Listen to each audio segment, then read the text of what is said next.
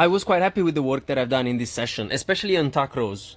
Compared to last week, where I wasn't really doing as well as 2 weeks before, this session it looks like I was really able to engage the movement properly and pull down without letting my back collapse. In here, I'm focusing on not really pulling all the way up so that I can touch the chest onto the bar, but in a more conservative way, I'm pulling down to the point where my elbows are parallel to the torso and I still feel a good engagement and it does look good.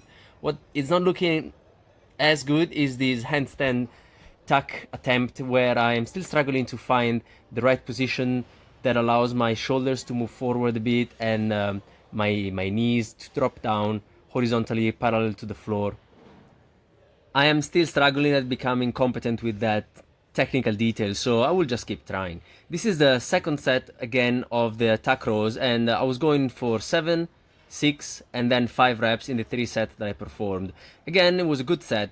6 reps here, the first 4 I believe were decent, and then I started again losing a bit of control in the back because fatigue sets in, and in that position it's not really easy to do too many reps. So I'm going to try and stay within the 6 to 8 rep range if I can, and the idea would be to progress to the point where I can do all the reps as well as I am doing the first few, and at that point I might be thinking about going for extra reps. Let's see, but I'm not there yet.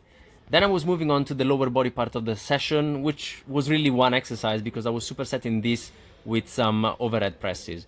I managed to find an angle, a corner in the gym, which was really busy, where I could perform these without too many people passing by, not being in their way also. And I did a few sets with 34 kilos. Same as last week, my focus was on trying to keep my legs a bit straighter, so not too much knee bend.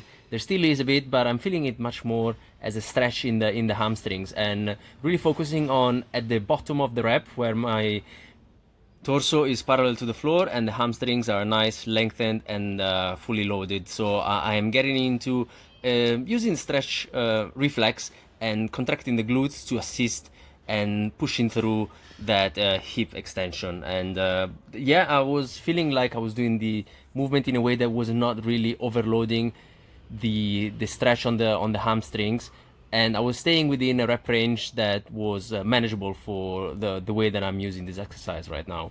And passing by was the superset on the overhead presses. I managed to get a hold of a couple of 14 kilo dumbbells, so I was going as high reps as I could, maybe staying within like a 1 to 2 reps in reserve.